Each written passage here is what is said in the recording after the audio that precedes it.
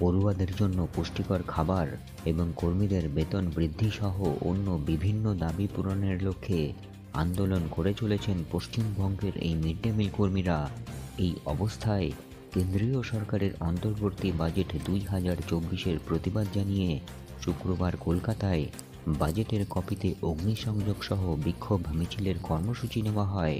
এই mid day meal কর্মীদের সংগঠন সারা বাংলা মিড ডে মিল কর্মী ইউনিয়নের রাজ্য সম্পাদিকা সুনন্দা পণ্ডা এমনই জানিয়েছেন, মিড ডে মিল প্রকল্প এবং মিড ডে মিল কর্মীদের জন্য এই বাজেটে প্রয়োজনীয় বরাদ্দ বৃদ্ধি করা হয়নি।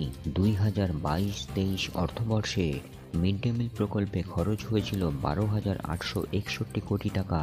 এদিকে গত 2 বছরে নিত্য প্রয়োজনীয় দ্রব্যের মূল্য বৃদ্ধি হয়েছে, অথচ এই বছরের বাজেটে বরাদ্দ করা হয়েছে 12,467 কোটি টাকা, অর্থাৎ 2 বছর আগের তুলনায় এই বছর 394 কোটি টাকা কম বরাদ্দ করা হয়েছে বাজেটে।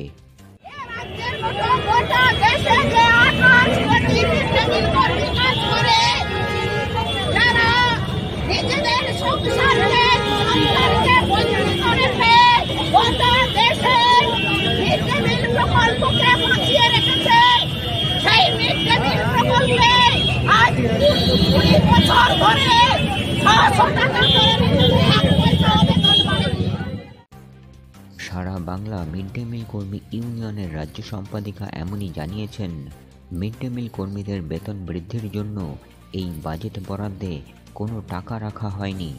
তারা এই বাজেটের বিরোধিতা করছেন।